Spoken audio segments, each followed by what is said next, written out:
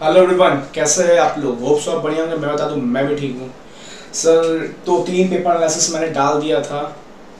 अब डालूंगा मैं एक paper analysis, that is indirect taxation. Sir ये इतना जल्दी क्यों डाल रहे हो? क्योंकि मेरे को उसमें बहुत कुछ समझाना है आपको सर इनडायरेक्ट टैक्सेशन में, कि उसको कैसे टैकल करो, कैसे पढ़ो। 8वां पेपर होता है जो बहुत दे रहा ना, लिटरली बताता हूँ एग्जॉस्ट हो जाओगे। 8वां पेपर पहुँचते पहुँचते एग्जॉस्ट हो जाओगे। जिसके पेपर अच्छे गए हैं 7 पेपर, वो अलग एक्साइटमेंट में, जैसे मैं अलग एक्साइटमेंट में। ज़्यादा एक्साइटमेंट भी आपको दिक्कत देगा, ज़्यादा एग्जॉस्ट होकर थक जाओगे लास्ट तक। हाँ देखो, जायज 7 पेपर यार, 15 दिन 14 दिन लगातार, उसे 5 दिन पहले से आप प्रोफेशन स्टार्ट कर रहे हो, 18-18 घंटे 16-16 घंटे लगे हुए हो, तो दिक्कत आती ही आती है। बट हाँ, 2 चीज़ हुआ था मेरे साथ, मैं सब शेयर करता हूँ। लास्ट पेपर में क्या हुआ था, कितने मार्क्स आए मेरे को इनडायरेक्ट टैक्स में, सब बताता हूँ। ठीक है, चलो सर इनडायरेक्ट टैक्स में आई गॉट 57 मार्क्स। ठीक है, 57 मार्क्स आई गॉट, एंड 29.5 था मेरा डिस्क्रिप्टिव पोर्शन में, एंड 27 मार्क्स मेरा था, 26 मार्क्स था मेरा इसमें एमसीक्यू में था।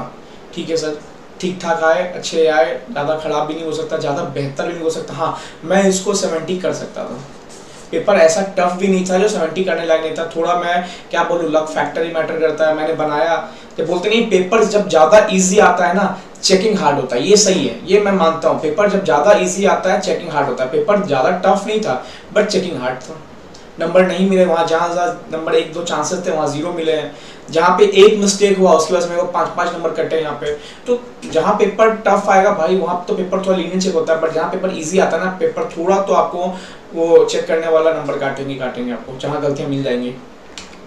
ठीक है, चलो सर स्टार्ट करते हैं, एक एक चीज़ से स्टार्ट करते हैं। सबसे पहले मेरे को क्वेश्चन देखते हैं ना। मैंने लास्ट क्वेश्चन स्टार्ट किया, क्यों किया मैं बताता हूँ। 6A का 1 ट्राई किया सर, 6A का 1, एंड आई गॉट शायद 3-4 में से मेरे को 3 मिले। सब पॉइंट देख रहे हो, सही है सर। रीज़न क्या था ये करने का, बताता हूँ। सबसे पहले एग्जाम में लास्ट पेपर था, मेरे को पता था कि 7 पेपर मेरे ठीक ठाक गए हैं। डीटी में थोड़ा डर लग रहा था, बट लगा कि हाँ यार 40 तो आ जाएगा। और आईडीटी मैं अपना स्ट्रॉन्ग पोर्शन मानता हूँ। मैंने प्रैक्टिकल आईडीटी में भी ज़्यादा काम किया है। आईडीटी मैं एज स्ट्रॉन्ग मानता हूँ। जिस फॉर्म में था मैं, वो इनडायरेक्ट टैक्सेशन की मोस्टली वो फॉर्म काम थी, तो इनडायरेक्ट टैक्सेशन मेरा अच्छा से था। बहुत सारे प्रैक्टिकल एक्सपोजर, लिटिगेशन, ये सब मैंने देखा था। ठीक है सर, तो लास्ट पेपर था। ठीक है, मैं देखा कि यार सबसे पहले 40 करते हैं अपन। 40 करते हैं ना, तो थोड़ा कंफर्ट जोन में आ जाएंगे। उसके बाद तो यार 7 पेपर निकले ही, बार पास ही तो करना है इसमें। और मेरे को पता था मेरा एग्रीगेट बन जाएगा। स्टार्टिंग ग्रुप 1 में मेरे को लग रहा कि 220-30 मेरे बन रहे हैं, एग्रीगेट बन जाएगा। तो लास्ट पेपर आते आपके पास प्रॉपर एनालिसिस आ जाता है 7 पेपर का क्या क्या नहीं है, तो दिमाग में ख्याल आता है यार बस 40 खेलना है इसमें। और मेरे दिमाग में यही आ गया, बस 40 खेलना है। मैंने 6A का फर्स्ट क्वेश्चन देखा, दैट इज, दिखाता हूँ मैं आपको। ये था, candidates are required to attempt either part 1 part 2, list any 4 unjust investment. मेरे को आ रहा था, बट मेरे को ज़्यादा कॉन्फिडेंस नहीं था, बट मेरे को ये कॉन्फिडेंस था। List any 4 records required to maintain by agent. Sir ये सारे टॉपिक्स है ना, स्मॉल टॉपिक्स कहते हैं इसको। मॉड्यूल 3 आता है इसका। सर ये टॉपिक्स मोस्टली स्टूडेंट छोड़ के जाते हैं। मैं आपको सजेस्ट करूँगा छोड़ के मत जाना सर। 12, 15, 16 नंबर तक पेपर इससे आता है, मॉड्यूल नंबर 3 से। ये टॉपिक आया सर, आपने कैसे टैकल किया इसको? मैंने लिटरली बताता हूँ, मैंने फर्स्ट टाइम स्टडी मैट खुद से रीड मारा। मैं इनडायरेक्ट टैक्सेशन की कोई क्लासेस नहीं ली थी मैंने। मेरा लगा कि हाँ, इंटर का मैंने जो पढ़ा था, 2 मॉड्यूल सेम ही होता है फाइनेंस में। तो जिसने इंटर में जीएसटी पढ़ा था, क्योंकि मैं न्यू सिलेबस में था, इंटर में भी न्यू सिलेबस था, जीएसटी था मेरे पास, तो 50 नंबर तक का कवरेज तो हमारे 40 नंबर कवरेज इंटर की हो जाता है। तो इंटर में बस रिवाइज करना था, तो मैंने खुद से रिवाइज मारा। विशाल सर की मैंने बूस्टर वीडियोस देखी थी, कॉन्फिडेंस आया अच्छे से। ठीक है सर। और सर मॉड्यूल 3 के लिए सर ने क्या बताऊं मैं, लिटरली सर क्या चार्ट बुक बनाया हुआ है। देखो हर चैप्टर का चार्ट नहीं बन सकता है, हर चैप्टर हर सब्जेक्ट का चार्ट नहीं बन सकता, बट उन्होंने जीएसटी का जो चार्ट बनाया है, माइंड ब्लोइंग। तो उन्होंने एक तो पहले 4-5 बड़े चैप्टर्स के मैंने अच्छे बड़े चार्ट्स, वॉल चार्ट बनाए। फिर छोटे चैप्टर सर ने इसमें इंटरेस्टिंग किया कि छोटे चैप्टर्स के एक बुकलेट निकाली। सर छोटे छोटे चैप्टर जैसे वो लिस्ट ऑफ रिकॉर्ड्स वाले मेंटेन में, ऑडिट वाले में चैप्टर में, इंस्पेक्शन इंक्वायरी वाले चैप्टर में, इन्वेस्टिगेशन चैप्टर में, सर्च सीजर चैप्टर में, ईबे बिल का पूरा, जॉब वर्क का पूरा, एक अच्छी खासी रंगीन बुक निकली, कलरफुल बुक निकली। उसको सर ने रिवीजन वीडियो डाला, 20 मिनट्स का सर ने रिवीजन वीडियो डाला। 2-3 बार मैंने ऑलरेडी पढ़ लिया था, बस 1.5 डेज में ये सारे टॉपिक्स वहीं से थे। एजेंट को कौन कौन डॉक्यूमेंट्स मेंटेन करने होते हैं, वेयर हाउसिंग वाले को, ट्रांसपोर्ट वाला को। मेरे को पहला क्वेश्चन लिखा, मेरे को ये पहले बनाऊंगा मैं, पूरा कॉन्फिडेंस था, याद करके आया हुआ था, मैं पहले बनाऊंगा। मैंने स्टार्ट किया, details of authorization received from each principal, details of quantity of goods received by agent on behalf of principal, maintain a record of statement। ये सारे पॉइंट्स सर के बुक में थे और सारे टिक लगे हुए, सारे की पॉइंट्स मिले उसको, टिक लगे हुए हैं। और इसमें मेरे को इसलिए 3 नंबर मिले। तो मैं जहाँ पे कॉन्फिडेंस, बट हाँ ये मैंने थोड़ा गलती भी किया, मैंने ज़्यादा कॉन्फिडेंस में चला गया, क्योंकि मेरे को देखो 6A एंड 6C मेरे को लग रहा था कि यार ये दोनों मेरे को आता है, ठीक है, ड्रॉबैक का था दोनों आता है, बट 6B मेरे को नहीं आ रहा था। मैं चल थोड़ा रिस्क लेता हूँ, बट मेरे को शायद ये क्वेश्चन नहीं अटेम्प्ट करना चाहिए था, मैं ये 6A के फ्लो में चला गया, बट ठीक है। 6A में मेरे को 3 तो मिले, बट 6B जब मैंने ट्राई किया, मैंने एंटी प्रॉफिटिंग था, शायद एंटी प्रॉफिटिंग था, पढ़ा हुआ था, एक ही बार पढ़ा हुआ था मेरे को, इसलिए मेरे को कुछ है ना वहाँ पर रिकॉल नहीं हुआ, तो मैंने भाई कुछ ज्ञान दे दिया उसको, अंडर दिस अनजस्ट इन्वेस्टमेंट, ये वो दिस, जब मैं ज़्यादा लिख ही नहीं पाया इसमें, सच बताऊँ लिख ही नहीं पाया मैं ज़्यादा। तो उसने भी क्या किया, उसने बोला कि बीकॉम तो है नहीं, आपको 1-2 नंबर दे देगा, और जब पेपर इजी आता है, चेकिंग हार्ड होता है, आपने सोचा कि 1 नंबर मेरे को यहाँ मिलेगा, मैंने भी सोचा मिलेगा, बट यहाँ पे मेरे को 0 मिला। तो ये बोलता हूँ मिथ नहीं है, ये सच है कि जब पेपर हार्ड आता है तो इजी चेकिंग होती है, पेपर जब इजी आता है तो हार्ड चेकिंग होती है। तो यहाँ पे मेरे को 1 चांसेस थे 1 नंबर के, मैंने सोचा भी था, बट 0 मिला मेरे को, बट ठीक है, मेरे को एंटी प्रॉफिटिंग मेरे को याद ही नहीं आ रहा था, मैंने एक ही बार पढ़ा ही था, इसलिए मेरे को ज़्यादा रिकॉल हुआ नहीं।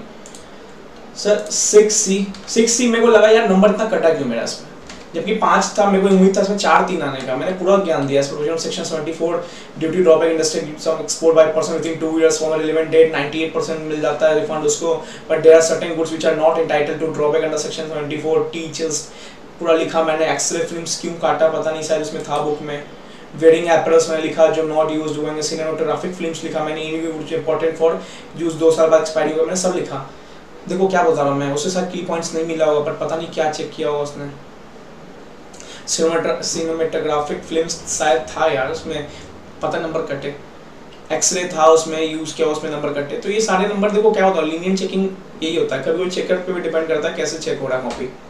तो मेरे को चांस, इसलिए मैंने 6 उठाया था कि मेरे को A और C तो पूरा आ रहा था, मतलब मेरे को 9 नंबर का पेपर अच्छे से आ रहा था, 9 में मैंने सोचा 7-8 तो उठ जाएंगे, और B में 1-2 तो आ जाएंगे, 10 नंबर उठ रहा है, 14 में कोई खराब नहीं है, बट इसमें मेरे को 2 ही नंबर मिला। अभी 2 नंबर मेरे को लगता है, एक तो पूरा लिखने का ये मिला होगा, सॉरी ये वेडिंग एपरल्स, हाँ, एक तो मेरे को यहाँ पे काट दे टीचर्स का मेरे को नंबर मिला होगा, और एक वेडिंग एपरल्स का नंबर मिला होगा, बस इसका 2 मिला, अदरवाइज सब इसने ज्ञान जो लिखा सारा ज्ञान वेस्ट चला गया मेरा। तो सिलेक्शन करो, की पॉइंट्स देखो। जीएसटी का पेपर मैं सच बताता हूँ, जीएसटी पेपर में लिटरली बताता हूँ, क्वेश्चन बैंक तो कर लो जितना कर सकते हो, बट ज़्यादा दिमाग कंसेप्ट रखना। जीएसटी भी just like a law type है, क्वेश्चन हमेशा नए आएंगे, अमेंडमेंट ज़्यादा रहने वाला है, प्रीवियस 1-2 साल का अमेंडमेंट आ ही जाता है, ठीक है। सेकंड थर्ड क्या है, पेपर जब इजी आएगा चेकिंग टफ होने वाली है, थोड़े की पॉइंट्स पे काम करना, अंडरलाइंस करना, ज़्यादा फालतू का मत लिखना, नंबर नहीं मिलने वाले हैं। पेपर जब इजी आता है तो इजी पेपर में सोचोगे ज़्यादा फालतू लिखोगे, उससे अच्छा वो क्वेश्चन ट्राई करना जो आपको लगता है कि हाँ वहाँ पर नंबर उठ सकते थे। मैंने गलती बताऊँगा मैंने क्या किया था, जो आप गलती मत करना है प्लीज़, ठीक है। ठीक है सर, फिर मैंने 5A ट्राई किया। 5A तो मेरे को आता था, 5A तो मैंने इतना ज्ञान दिया 5A के बारे में कि वो ITC शायद वो नो सप्लाई गुड्स नहीं हुआ था, बस उसने ITC अवेल कर लिया ये वो, तो explain the provision determine of penalty मांगा उसने। मैंने भाई साहब एज पर प्रोविजन CST इतना देखो, प्रोविजन तो मेरे को याद नहीं था, एज पर प्रोविजन GST इतना activity related to evasion of tax 10,000 और 100% tax which is higher penalty, मेरे को पूरा याद था सर की वही चार्ट बुक, छोटी वाली चार्ट बुक सब बना हुआ है उसमें।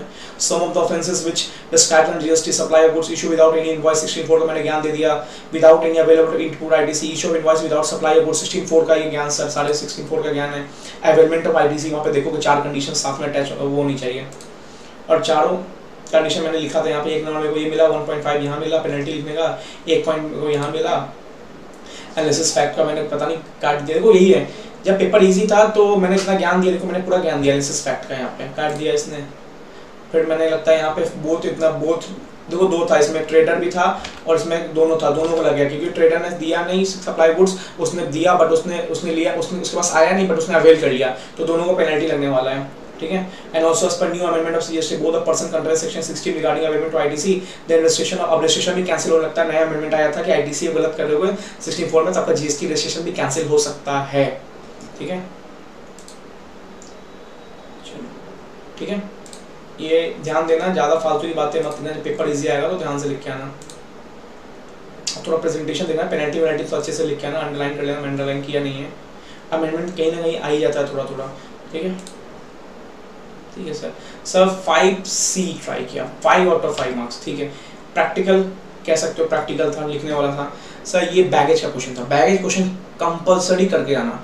एक क्वेश्चन बैगेज में आएगा, इसमें अमेंडमेंट भी था कि शायद कुछ अमेंडमेंट आया था कि वाइन वाले को इधर किया गया था, 37.5% वाले में किया गया था, मेरे को याद नहीं आ रहा है, तो मैंने पूरा बैगेज का रूल दिया, person belonging to Indian origin बताना पड़ता, तो ये भी एक चार्ट में ना पूरा साइड से लिखा होता। तो देखो एक फर्स्ट रीडिंग तो आपको स्टडी मैट करनी है, सेकंड या थर्ड रीडिंग में क्या करो, एक चार्ट बुक ले लो, किसी की बूस्टर या कोई भी समरी बुक ले लो, किसी की भी ले लो जो आपको लगता है बेस्ट है, उससे रिवाइज करो, क्योंकि हर बार स्टडी मैट रिवाइज नहीं कर सकते हो, बहुत टाइम लग जाएगा। जीएसटी है देखने में इजी है बट है बहुत बड़ा, 4 मॉड्यूल्स है जीएसटी में, टोटल 20 प्लस 25 प्लस चैप्टर्स हैं, तो थोड़ा तो आपको समरी बुक आना पड़ेगा लास्ट के 1.5 डेज में, एग्जॉस्ट भी हो जाते हो सर, एनर्जी बहुत लो हो जाती है, ग्लूकोन डी भी काम नहीं करने वाला, कुछ नहीं काम करता लास्ट में, एक्साइटमेंट अलग और एंजाइटी सब दूर हो जाती है, एक्साइटमेंट भी आ जाता है आपको, मतलब एक लगेगा खुशी चल रही है, एक लगेगा यार बस खत्म करना है, लास्ट पेपर बस गड़बड़ाना है, डर भी लगता है थोड़ा, ठीक है।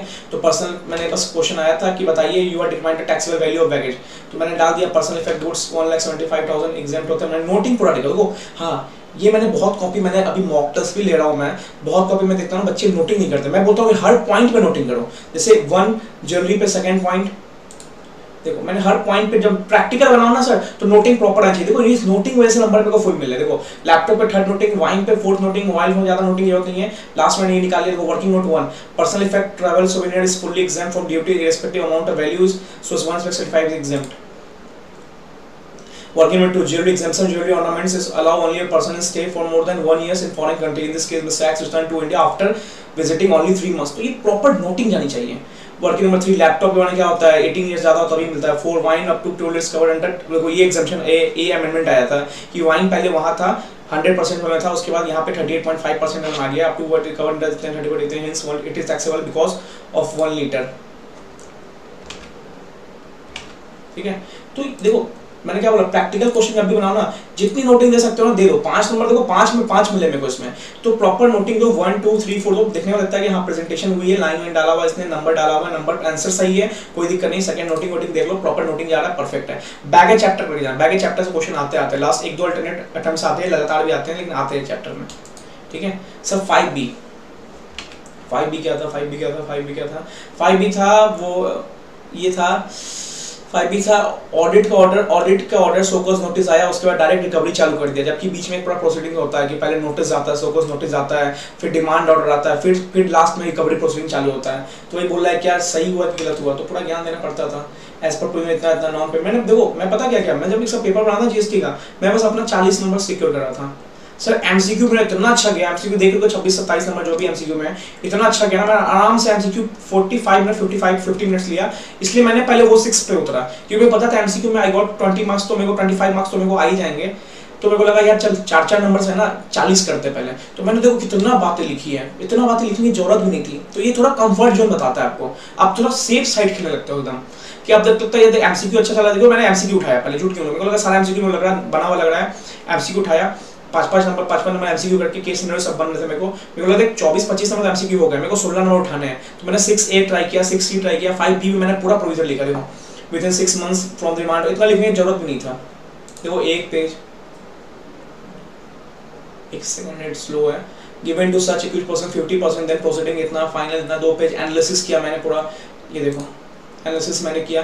तो मैं यही बोल रहा हूँ देखो जहाँ फालतू की बातें लिख के मत आना, मेरे ऐसा मत लिख के ना कंफर्ट जोन में कि हाँ बहुत लिखूंगा बहुत नंबर मिलेगा, बिल्कुल नहीं मिलेगा नंबर बहुत लिखने के। पेपर जब इजी आएगा सोचना टू द पॉइंट लिख के आओ, अच्छे से लिख के आओ, अंडरलाइन करके आना। तो in this case department first need to wait to before giving any order of executing officer because if always right paid amount of penalty within 30 days then no recovery proceeding, क्योंकि वो penalty पे कर देगा 30 दिन में, तो recovery proceeding चालू नहीं हुई, ऐसा कुछ था। The action of department to recover the amount is not justified. देखो सर कंक्लूजन के 1 नंबर मिलते हैं, तो मैं क्या बोला, मैं कल भी ऑडिट बोला कि प्रोविजन एनालिसिस फैक्ट कंक्लूजन पूरा लिख के आना, ऐसे लिख के आना, कंक्लूजन वर्ड लिख के आना। 1 नंबर अगर आपका कुछ भी गलत होगा ना ऊपर तो कंक्लूजन सही होगा तो आपको 1 नंबर देगा इसे, ठीक है। यहाँ मेरे को 2 नंबर मिले, एक कंक्लूजन का मिला और एक लगता है मेरे को यहाँ पे थोड़ा मोड़ा पेनल्टी मैंने बता दिया होगा। एनालिसिस फैक्ट का मेरे को ज़्यादा मिला नहीं, प्रोविजन का जो मिला 1 नंबर मिला। एनालिसिस फैक्ट शायद मेरा गलत होगा, आप सजेस्टेड के बाद में बताऊँगा क्या क्या सही है क्या गलत है, ठीक है। चलो सर फिर 3A ट्राई किया मैंने, 3A सर 4 ट्राई नहीं किया मैंने। 4 क्यों नहीं ट्राई किया, रिफंड का क्वेश्चन था, रिफंड में मैं हाथ पैर नहीं लगाना चाहता था, अमेंडमेंट आते रहते थे, रिफंड में अमेंडमेंट भी था, तो अमेंडमेंट क्वेश्चन देखने को मिल गया था रिफंड में, मैक्सिमम अमाउंट ऑफ रिफंड, तो रिफंड में ज़्यादा दिमाग नहीं लगाया। और ये रजिस्ट्रेशन में वो आता था, बट मैंने इस क्वेश्चन की वजह से ये 4B ट्राई नहीं किया। ठीक है, तो 4 भी ट्राई नहीं किया, एक सेकंड। अब मैंने क्या बोला, मैंने आंसर नंबर 3A अटेम्प्ट किया था, ठीक है। 3A था एग्जामिनेशन चैप्टर का, हाँ 3A A2X सर्विस था, एजुकेशनल सर्विस दे रहा था, तो उसमें बताना पड़ता है कौन सा एग्जाम होगा कौन सा एग्जाम नहीं होगा। सर एग्जामिनेशन चैप्टर वाले में क्या बताओगे? सर एग्जामिनेशन चैप्टर ऐसा है ना, जो पूरा एक नॉवल बुक है सर, उसको लास्ट में करो। जैसे मैं बताया ना फॉरेन एक्सचेंज वाला चैप्टर को लास्ट में करो, जीएसटी में एग्जामिनेशन लास्ट में करो, जब टाइम बचे 2-3 घंटा, बस रीडिंग पे रीडिंग लगनी चाहिए, ठीक है। सर थोड़ा सा टिप्स में बताऊंगा, एग्जामिनेशन टिप्स नंबर 1 में मैंने डाला था कि जब भी डायरेक्ट टैक्स या इनडायरेक्ट टैक्स या फाइनेंस का पेपर आएगा ना, तो उसको आप है ना इंटर के पेपर जरूर मैच आए, क्योंकि इंटर का पेपर पहला आ जाता है ना, तो कुछ चैप्टर है ना कॉमन होते हैं ना, उसके क्वेश्चन डिट्टो उठ के नहीं आते, बट उसके कंसेप्ट से क्वेश्चन आ जाते हैं। जैसे इंटर का पेपर नंबर 4 होता है, और आपका डीटी और आईटीटी पेपर नंबर 7 और 8 हुआ, तो पेपर नंबर 4 इंटर का पहले हो जाएगा, बस वो पेपर लेके थोड़ा ओवरव्यू कर देना। तो एग्जामिनेशन के लिए मैंने यही किया, मैंने ज्यादा टाइम बचा नहीं था, मैंने इंटर का पेपर देखा था, उसमें एजुकेशन सेक्टर से क्वेश्चन आ रखा था, मैंने बोला चल कुछ भी कर लेता हूँ, थोड़ा सा एजुकेशन तो आता ही था 2-3 रिवीजन से, बट लास्ट टाइम मैं एजुकेशन से करके गया था और 2-3 सर्विस सेक्टर और कर गया था, ठीक है। सर 3A में I got 2.5 marks out of 5। क्यों? गलती हुई थी 2 जगह इंटरप्रिटेशन में गलती हुई थी, दिखाता हूँ।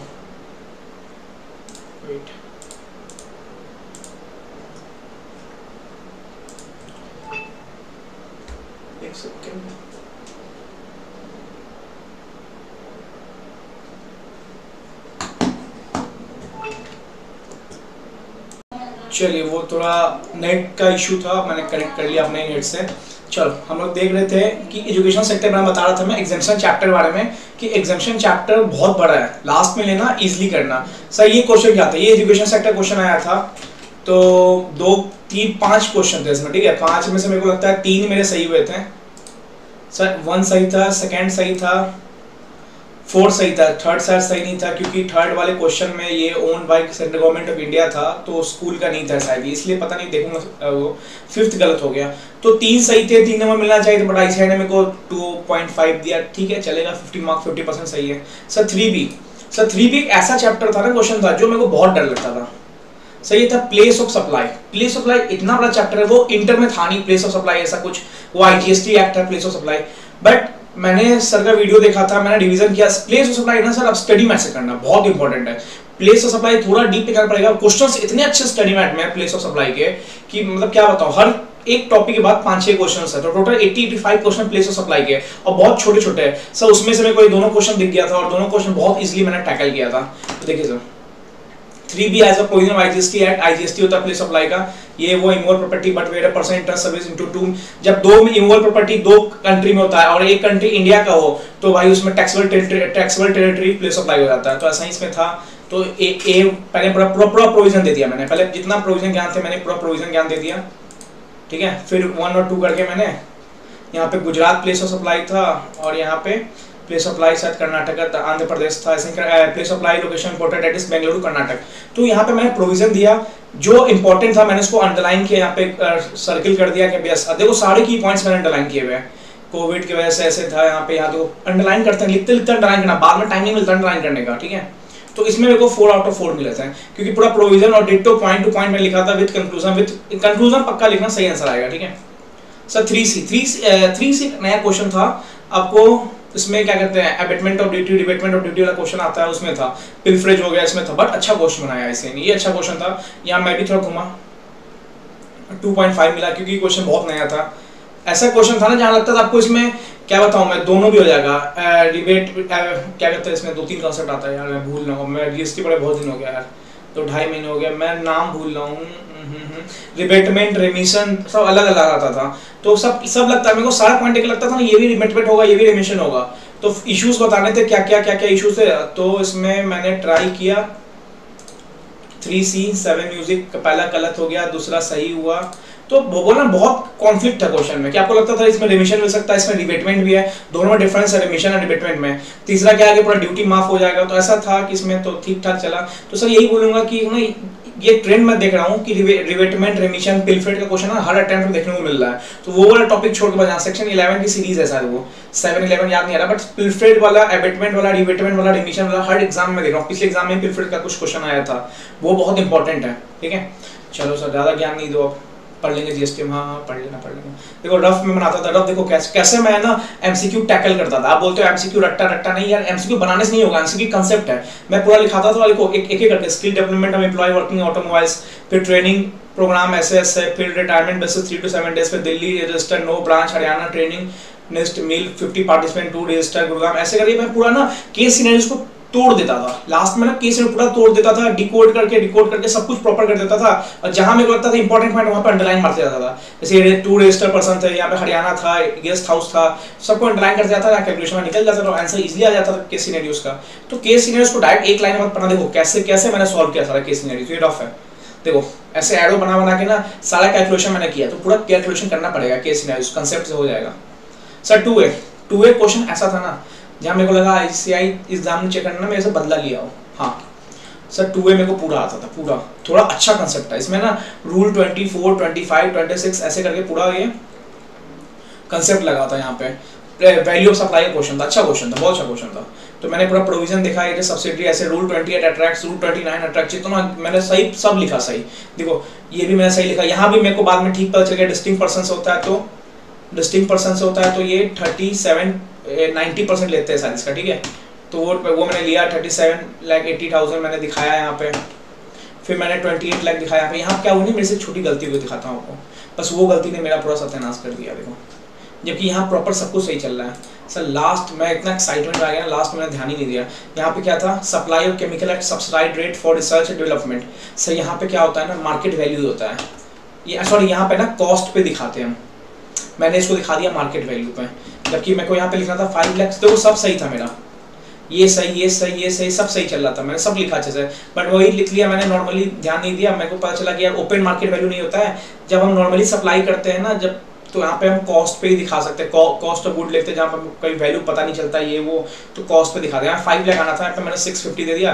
अब जब 650 दिया तो ये भी गलत, टोटल भी गलत, ये तो ठीक है। इंटर स्टेट तो सही आया क्योंकि ये इंट्रा स्टेट था, हरिद्वार का आदमी था, उत्तराखंड हरिद्वार में था, तो हरिद्वार का ठीक था, तो आईजीएसटी तो कैलकुलेशन सही निकला, बट सीजीएसटी गलत आ गया। यहाँ पे सीजीएसटी गलत आ गया, जिससे देखो एक मिस्टेक से, देखो जीएसटी में यही दिक्कत है यार, जीएसटी में यही दिक्कत है, एक टोटल गलत हो गया, आपका टैक्सेबल पेबल भी गलत आ जाएगा। तो ये टोटल यहाँ पे ये गलत, टोटली गलत, ठीक है, और यहाँ पे ये पूरा गलत। ये देखो ये सब मैंने पूरा नोट्स प्रॉपर दिया। तो नोटिंग 2 थोड़ा सा इम्पैक्ट पड़ता है, बट आईसीआई नहीं पता नहीं, यहाँ पे मेरे साथ थोड़ा नंबर मेरे को मिलना चाहिए था यहाँ पे ज़्यादा, तो नंबर ज़्यादा मिलना चाहिए था, तो but I got only 2 marks, ठीक है। तो 2 नंबर मेरे को बस मिला यहाँ पे। अब बात आता है सर यहाँ पे नंबर कम से कम मेरे को 5-6 आना चाहिए था कम से कम, क्योंकि एक छोटी सी मिस्टेक वैसे चला गया। बट देखो डिपेंड करता है, क्या बोला, जब मैं पेपर जब इजी आता है ना तो चेकिंग हार्ड आता है, ठीक है।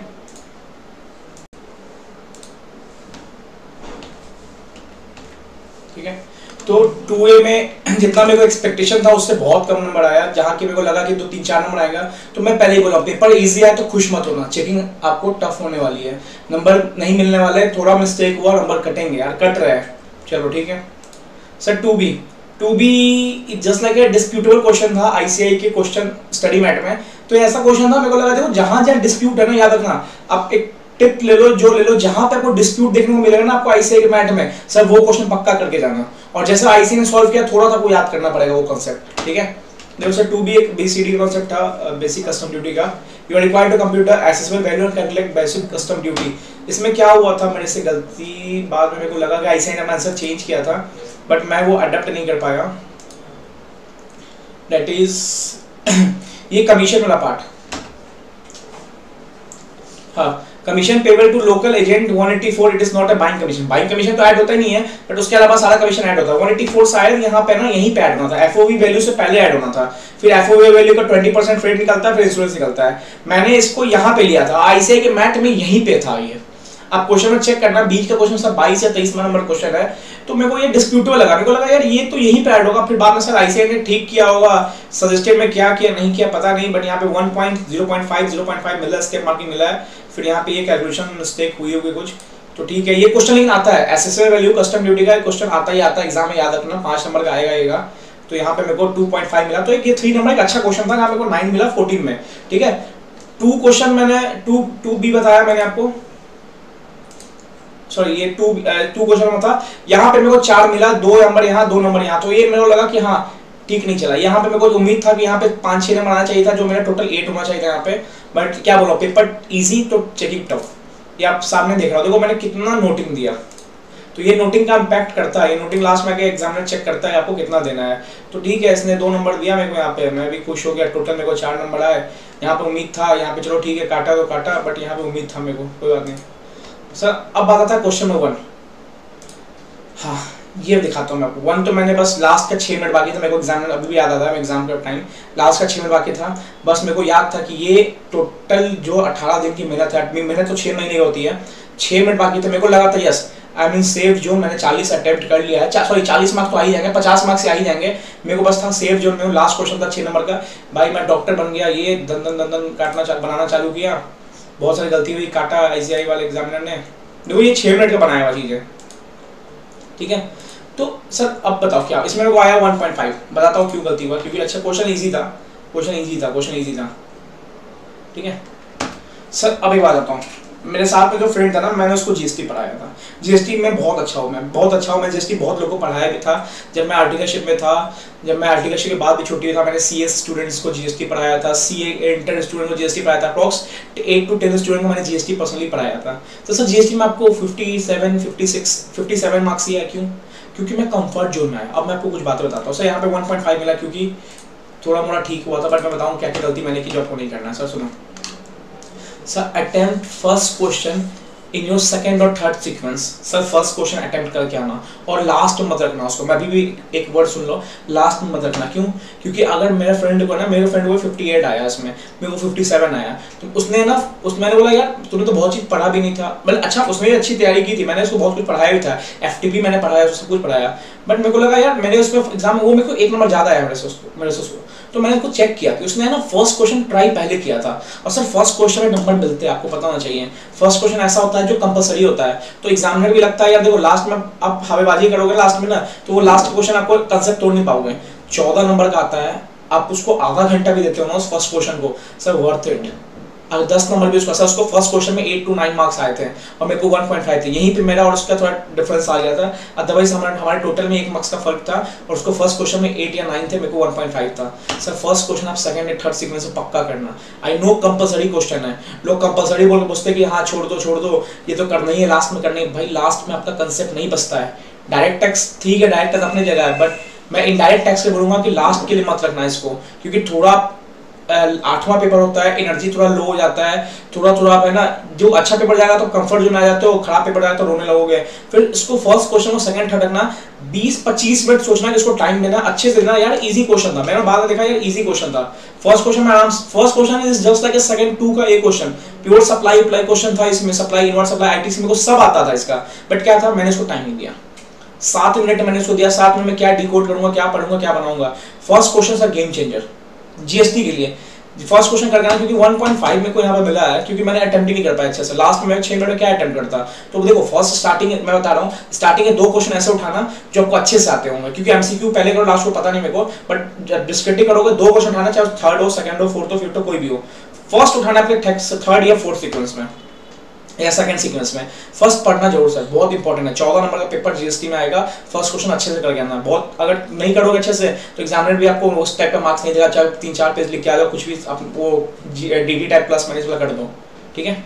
चलो सर सेकंड क्या टिप्स दोगे? सेकंड बोलूंगा इंपॉर्टेंट चैप्टर लाइक सप्लाई, हर क्वेश्चन में कहीं ना कहीं आपको मिलेगा ये सर। उधर ड्रॉबैक सर, ITC अभी मस्त मई में क्वेश्चन आने वाला है, इससे मस्त है एक मई में अच्छा क्वेश्चन आने वाला ITC पे, प्रैक्टिकल टाइप एस्पेक्ट में 2A 2B कंसेप्ट आने वाला क्वेश्चन गारंटीड है। इस बार आने वाला चांस था, या कैपिटल गुड्स रूल 42-43 का क्वेश्चन आने वाला है, इस बार कम नहीं आया देखने को, ठीक है सर। ड्रॉबैक करके जाना, ड्रॉबैक क्वेश्चन देखने को मिलता है हर अटेम्प्ट में। सप्लाई बहुत इंपॉर्टेंट है, हर क्वेश्चन में कंसेप्ट कहीं ना कहीं सप्लाई का है। Value supply, yes place value, सब देखो सप्लाई में तीनों बोल रहा हूँ मैं, प्लेस, टाइम, वैल्यू, ठीक है सर। उसके बाद क्या है ना, रजिस्ट्रेशन हर अटेम्प्ट में आएगा, कंपोजिशन हर अटेम्प्ट में आएगा, और बैगेज, इधर बैगेज, ठीक है। तो ये सब इंपॉर्टेंट चैप्टर जो मैं बता रहा हूँ कि यहाँ पे सिर्फ इतने ही चैप्टर्स है ना, इतने ही चैप्टर्स आपका 50-60 मार्क्स का कवर हो जाता है। वैल्यूएशन भी ले लो, वैल्यूएशन तो मस्ट है 5 नंबर का हर एग्जाम में, ठीक है सर। एक टिप मैंने क्या बताया, फर्स्ट क्वेश्चन आपको सेकंड थर्ड प्रेफरेंस से करना है, भूलना मत। लास्ट के लिए मत रखना फर्स्ट क्वेश्चन, सर रिक्वेस्ट कर रहा हूँ, लास्ट के लिए क्वेश्चन फर्स्ट मत रखना, बहुत इंपॉर्टेंट है। 14 में से 8-9 भी आएगा तो गेम चेंजर होता है, बोलते ना गेम चेंजर होता है, ठीक है सर। सर और क्या बताना चाहोगे? सुनो MCQ के लिए केस सिनेरियोस क्वेश्चन को वैसे बनाना जो मैंने रफ में बनाया था, आपको बहुत हेल्प आएगा वैसे। आपने रफ देख ही लिया होगा, सारा डिकोड करना है। केस सिनेरियोस को घबराना मत, मैं अभी बोल रहा हूँ ज़्यादा केस सिनेरियो प्रैक्टिस में देखो, ये सारा डिकोड करना है ऐसे कि Karnataka, Rajasthan, tax exam, ABC ने दिल्ली ऐसे दिया था, एक पूरा डिकोड पढ़ते जाओ, इधर क्वेश्चन को पढ़ते जाओ, इधर डिकोड करते जाओ, रफ लिख के ऊपर, रफ लिख के ना मैंने एक पेज में लिखा भी होगा, उस पेज में रफ की पेज होता है लास्ट में, ये डिकोड करते हो, लास्ट में को जहाँ आंसर मिले ना, वो जहाँ इंपॉर्टेंट पॉइंट है वहाँ वो गोल करते ना, आपको याद आएगा अच्छा यहाँ पे इंपॉर्टेंट, यहाँ इंपॉर्टेंट था, ठीक है। तो केस सिनेरियोस से ज़्यादा एमसीक्यू बुकलेट, डाइजेस्ट वाले बुकलेट जो भी है उसमें 30-40 केस सिनेरियो पूरा मत करने जाना। मैंने पर्सनली 10-12 किया था, मैंने भी सोचा पूरा करने का बहुत टाइम लगता है सर, एक करने में 25-30 मिनट लगता है, अब 2-3 करोगे आपका डीटी आईडीटी पढ़ने का टाइम खत्म हो जाएगा। तो सैम्पलिंग बेसिस पे हर 3 अल्टरनेटिव्स पे एक कर लेना, 2 अल्टरनेटिव्स पे एक कर लेना, 5 पे एक कर लेना, बट पूरे करने में मत जाना, ठीक है। चलो सर और क्वेश्चन जो मैंने बताया कि आपका लिखने का तरीका, मान लो कि आपने ये लिखा, ठीक है, बनाया यहाँ पे आपने A B C D कुछ क्वेश्चन आया कंप्यूटेशन ऑफ टैक्सेबल, ए लिखा, यहाँ पे आपका वर्किंग नोट 1 2 3 4, फिर नीचे वर्किंग नोट करके पूरा इसको एक्सप्लेन करो, सर 5 आउट ऑफ 5 मिलेंगे गारंटीड, आपको आंसर सही होगा तो, ठीक है। नोटिंग प्रॉपर करके आना, कंसेप्ट थोड़ा लिखोगे ऐसा ही, अगर इतना ही लिख के आपका आंसर यहाँ पे 50,000 आ गया ना, तो आपको इसका नंबर 5 होगा तो 2.5 नंबर मिलेगा, फिर नोटिंग आपको नहीं दिखेगा तो 2.5 नंबर देके छोड़ देगा ऐसे ही आपको। तो नोटिंग प्रॉपर देके आना, ठीक है। फर्स्ट क्वेश्चन मस्ट करना, नोटिंग प्रॉपर देना, आपका लिखने का तरीका ये होना चाहिए, कोई भी आप ABCD कर दो, नोटिंग पूरा सबका देना जितना दे सकते हो। इंपॉर्टेंट चैप्टर मैंने बता दिया, ठीक है। मार्किंग स्कीम यही है, पेपर टफ आएगा, मार्किंग थोड़ा अच्छा देता है, पेपर इजी आता है, मार्किंग काट के देगा आपको अच्छे से। तो पेपर इजी आना, ज्यादा खुश मत होना, अच्छे से कंसेप्ट बनाना, ज्यादा क्या बताऊं, ज्यादा कंफर्ट जोन मत आना। अब मैं बता दूं पर्सनली क्या हुआ, मैं थोड़ा कंफर्ट जोन में आ गया, मैंने बताओ एकदम कॉर्नर बैठ गया, आराम से बैठ के आंख बंद कर मैं आराम से धीरे धीरे एमसीक्यू मैंने 2-2 बार चेक किया, तो इतना कंफर्ट जोन में आ गया था ना मैंने कि मैं पर्सनली बताऊं मैं 70+ इसमें कर सकता था। तो थोड़ा कंफर्ट जोन में जाना, लास्ट पेपर हिम्मत लगा के बस आंख लगा देना, ठीक है। चलो ऑल द बेस्ट। अब मैं एक SCMP बनाऊंगा, एक DT बनाऊंगा, आपको आइडिया हो जाएगा, चलो ठीक है।